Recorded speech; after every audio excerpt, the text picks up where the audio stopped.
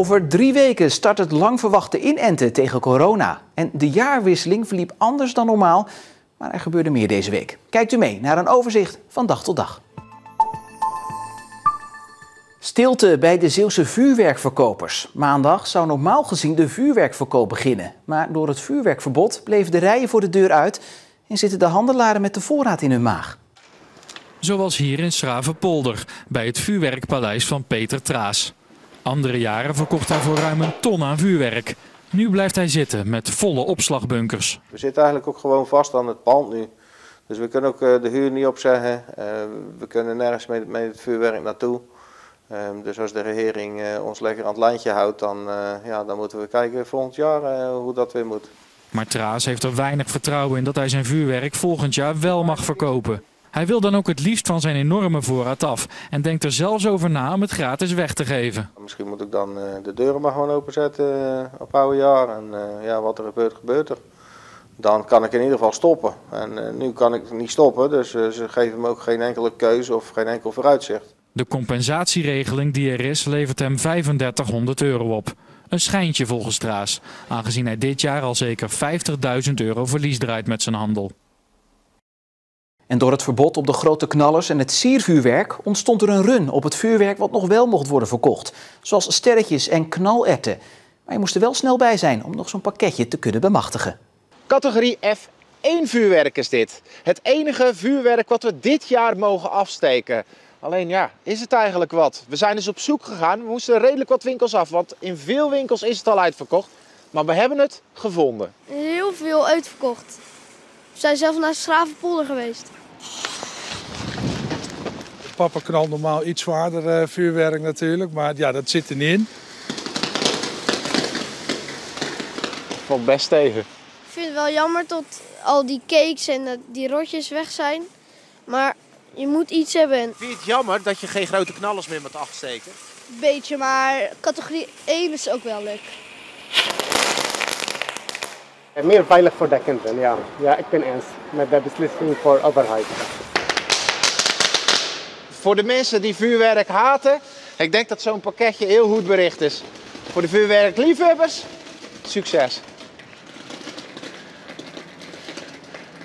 En vuurwerk is niet het enige wat we moesten missen dit jaar. Want eindejaarsfeesten en het ontvangen van veel bezoek was ook niet toegestaan. Maar hoe erg is dit eigenlijk? We vroegen het de Zeeuwen. En wat blijkt? Het zijn niet de feesten of het vuurwerk, maar het gebrek aan bezoek wat we misten. Op nummer 5, dat ik bijna niemand meer mag zoenen.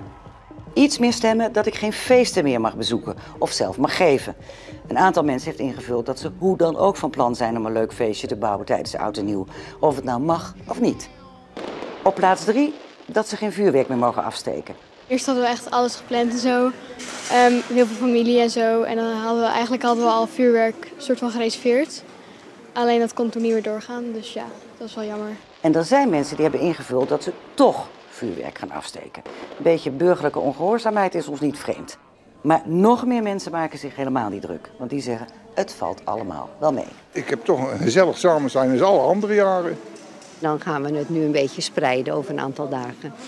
En dat vinden wij op zich geen probleem. En op nummer 1, allerergste vinden we dat we geen bezoek mogen ontvangen of naar familie toe kunnen. Dan moet je toch een keuze maken van wie wel en wie niet. En dat is al wel heel vervelend. We hebben normaal altijd de zondag na nieuwjaar altijd een familiebijeenkomst. Maar ja, dat gaat dit jaar ook niet door. Dus dat hebben we gewoon afgeblazen. Ik denk gewoon met familie zijn en met vrienden, dat vind ik wel het gezelligste. En ik vind het wel jammer dat dat mist eigenlijk. Het contact met familie, dat is wat ik het meeste ga missen. Met het familie vieren en gewoon met vriendinnen en het vuurwerk. Nieuwjaarsdag, wel even anders, want dan ga je niet langs je familie en ze komen niet. Dus dat is het enige wat ik dan wel mis. Maar wat gaan we dan wel doen op oudejaarsavond? Op onze site staat de complete uitslag van de enquête, maar eigenlijk komt het hierop neer. We gaan bijna niet zoenen, we gaan wel oliebollen eten, we gaan een fles champagne opentrekken en misschien wel 2. We gaan naar Joep van het Hek kijken en daarna gaan we vroeg naar bed. Niet heel erg spannend, maar we maken er het beste van, want zo zijn we dan ook wel weer.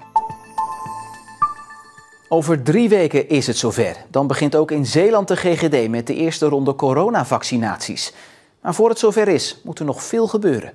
Heel Europa is al begonnen met vaccineren en het liefst waren ze in Zeeland natuurlijk ook al lang begonnen. Maar het wordt pas 18 januari dat hier in de Zeelandhallen en in ziekenhuis Zorgzaam de eerste mensen kunnen worden gevaccineerd in Zeeland. 18 januari pas, want eerder lukt niet. 18 januari, wat vindt u daarvan? Is dat niet een beetje laat?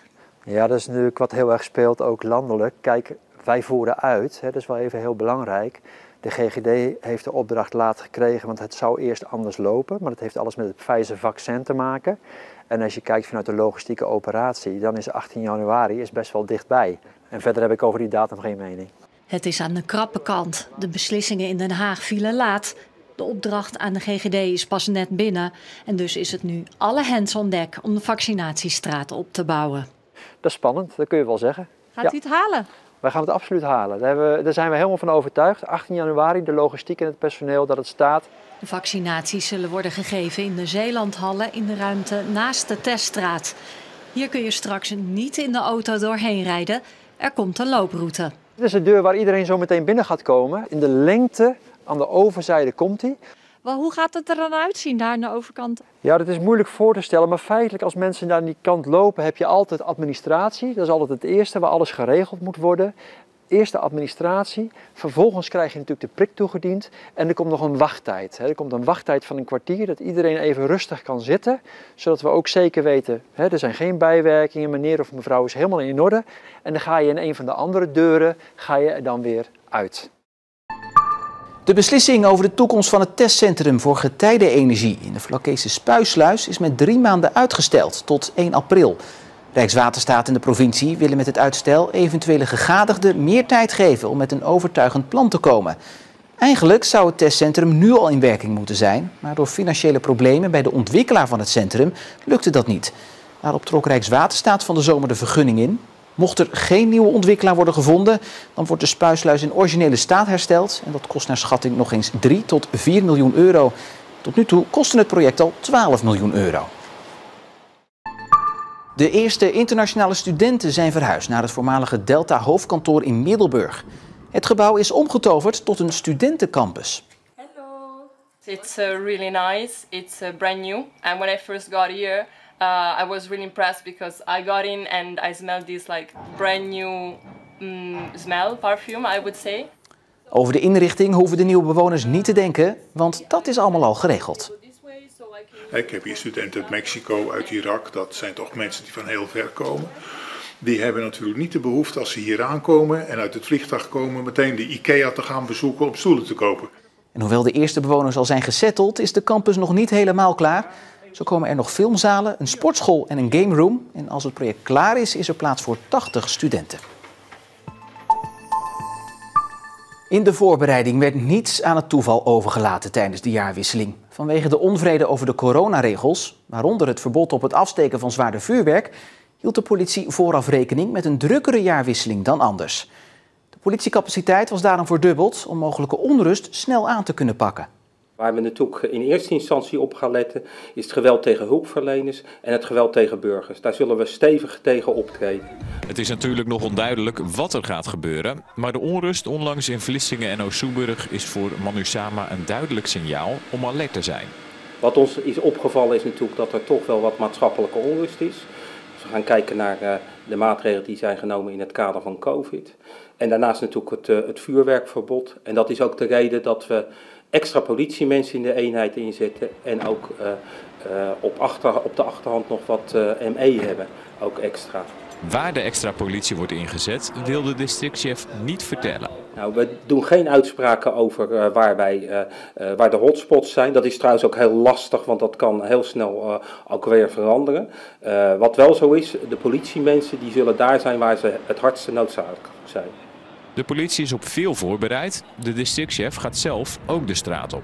Nou, ik mag zelf ben ik in dienst. Dus ik hoop te zien dat het oud en nieuw dat het heel gezellig is.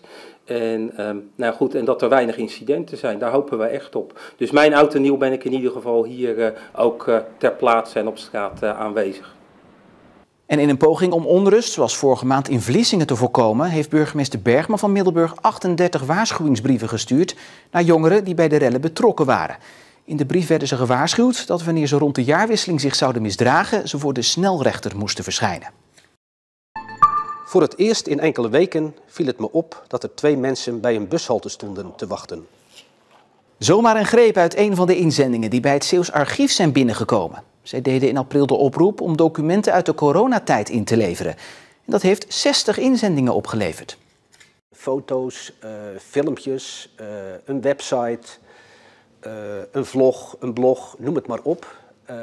Maar dus ook gewoon nog een traditioneel dagboek. Het inzamelen is nog niet gestopt, want nieuwe coronadocumenten zijn nog steeds welkom. Zodat we later terug kunnen kijken op deze crisis, zoals we dat ook doen als het gaat om de watersnoodramp of de 80-jarige oorlog of de Spaanse griep of welke bijzondere gebeurtenis uit het verleden dan ook. Vanaf nu is Zeeland de enige provincie zonder een vestiging van de VVV. Daarmee komt er een einde aan een tijdperk waarin de toeristische organisatie Zeeland onder de aandacht bracht bij toeristen en ze via zogenoemde inspiratiepunten voorzag van allerlei advies en streekproducten. De vraag is nu alleen, hoe moet het nu verder? In 2014 smolten lokale Zeeuwse VVV-afdelingen samen tot VVV Zeeland. Welkom bij de VVV Domburg. We staan hier bij de Zeelandwand. De nieuwe directeur Patrick Polly haalde de bezem door het muffe imago van de club en restylede de stoffige kantoortjes om tot inspiratiepunten met felle kleuren en technische snufjes. Ook de website werd gemoderniseerd en Zeeland werd een 5-sterren fietsprovincie. Toen Erik van den Dobbelsteen in 2018 het stokje van Polly overnam, leek ze een beetje gespreid. Toen ik bij de organisatie uiteindelijk een paar maanden aan de slag was, bleek dat er toch wel wat zaken waren die anders hadden gemoeten en beter hadden gekund. Met name op financieel gebied. De inhaalslag om te moderniseren bleek de reserves van de VVV te hebben uitgeput. Er kwam minder geld binnen en er werden inkomsten afgetrokken van subsidies. Nadat Vlissingen in 2019 besloot te stoppen met subsidie, volgden de andere gemeentes en tenslotte ook de provincie.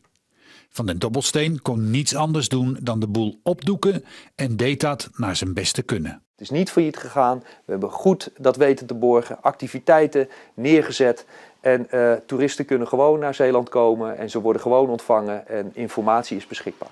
Hoe die toeristen nu geholpen worden, ligt voor een gedeelte weer bij de provincie. Is die eigenlijk wel berekend op die taak? We hebben met elkaar afgesproken dat we die destinatiemarketing gaan vormgeven in een Zeeuwse marketingorganisatie. Daar zijn we aan het bouwen en in de tussentijd moeten we deze activiteit natuurlijk wel borgen. Dat hebben we nu gedaan en we gaan nu in ontwikkeling naar de toekomst. Gemeentes voeren nu weer de regie over de inspiratiepunten. Daarmee lijkt het weer ieder voor zich te worden. Waar ik wel een beetje zorgen bij heb, is wat zou kunnen ontstaan. Het is, dat er weer heel veel lokale initiatieven zegt, kom vooral bij mij. Terwijl de kracht juist is geweest om die bezoekers ook zoveel mogelijk in tijd en ruimte te spreiden. Wie de website van de VVV intikt, wordt nu doorgestuurd naar zeeland.com. Dat gaat de toerist niet afschrikken, denkt gedeputeerde Van der Velde. Dus is het eventjes wennen, maar uiteindelijk gaat het natuurlijk om dat mensen weten, vvvzeeland.nl, daar tik ik op, dan kom ik toch weer op de plek waarover ik de informatie kan halen die ik gewend was te krijgen.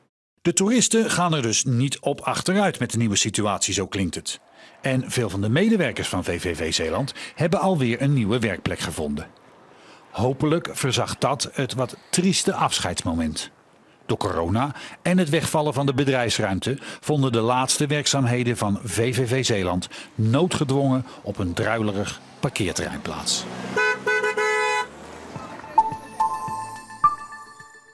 Hulpdiensten keken bezorgd vooruit naar de jaarwisseling. Gevreesd werd voor een onrustigere nacht dan andere jaren. En mede om die reden had de politie de bezetting verdubbeld om ongeregeldheden snel aan te kunnen pakken. De jaarwisseling verliep over het algemeen zonder grote incidenten. Ondanks het vuurwerkverbod werd er toch nog wel wat vuurwerk afgestoken, maar beleefden de spoedeisende hulpafdelingen de rustigste jaarwisseling in jaren. Tegen 16 vuurwerkslachtoffers vorig jaar was het er nu maar 1. Wel was het op een aantal plekken onrustig, onder meer in Arnhemuiden, Hoek, Westkapelle en Zierikzee. In totaal zijn er 8 aanhoudingen verricht, hoofdzakelijk vanwege het bezit van illegaal vuurwerk. De politie was voorbereid op een drukke, onrustige nacht. Mede daarom waren er veel agenten op de been in met name Vlissingen. Maar dat kon niet voorkomen dat het daar eerder op de avond onrustig werd. Zo gingen er meerdere brandbommen af en vernielde een vuurwerkbom zeker 10 ruiten in de Dortmundstraat. Het was, hoe laat was het? Voor 12 nog? Ja, 10:30 denk ik. Ja, 11 uur. En een enorme doffe dreun. En lichtflits. En een lichtflits. En glasgerinkel hoorde ik. Dus toen zag ik dat dat kapot was bovenaan. Het klonk gewoon als een zelfgemaakte vuurwerk. Of een karbiet. Ja, het leek nog een beetje op een karbietschot, zo'n doffe dreun. Dan kom je uit Amsterdam, dan denk je lekker rustig in Vlissingen, in Zeeland, nieuwjaar vieren. Nou, volgend jaar weer. Ja, maar dat is overal hetzelfde. De brandweer moest in totaal 72 keer uitrukken. Dat is minder dan vorig jaar. Maar om geweld tegen de brandweerlieden te voorkomen, reed de ME uit voorzorg mee naar een paar meldingen. De Zeeuwse gemeente, politie en justitie tot slot kijken tevreden terug op de jaarwisseling. Ik kijk positief terug op het oud en nieuw. Alleen ja, blijft altijd jammer van een paar incidenten. Ja, dat blijft wel hangen. In totaal 8 aanhoudingen verricht. 4 op de avond zelf, eentje overdag. Er zijn ook een paar mensen preventief aangehouden. Ja. Hoe zit dat ongeveer? Nou, er waren personen waarvan we wisten dat zij in het verleden al dingen hebben gedaan hier in Zeeland, die niet door de beugel konden. Waar moet je dan aan denken? Nou, die hebben straatroven gepleegd. We hadden gedacht van als die met oud en nieuw ook gewoon op de straat op gaan, zouden we nog wel eens een probleem kunnen hebben. En ondanks dat er nog een flink aantal pijlen de lucht in ging, is Bergman tevreden over het vuurwerkverbod. En pleit hij ervoor om dit verbod permanent te maken. Ik zou het prettig vinden.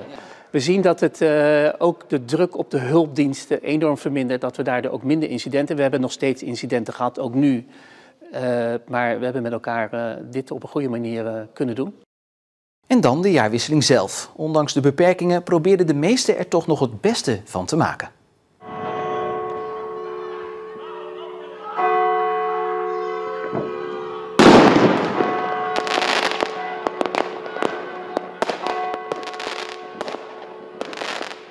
Een nieuwjaarsnacht, een oud en nieuw die totaal anders is als anders. Want natuurlijk maar 2 mensen die langs mogen komen. En een vuurwerkverbod. Nee, dat is niet leuk. Je gaat altijd goed van pad het nieuwjaar in. Maar in de omstandigheden eigenlijk niet doen. Ja, met de hele COVID is het wel anders en zo, maar ja. Heel anders. Normaal ga ik elk jaar naar Terneuzen met een groepje vrienden. En dit jaar ben ik ben een andere groep vrienden. Maar nog steeds anders natuurlijk. Het is een beetje stil. Het is stiller dan normaal. Ja, maar wel gezellig. En daarmee zijn we rond en in het nieuwe jaar aanbeland. Een fijne avond nog voor nu en tot morgen.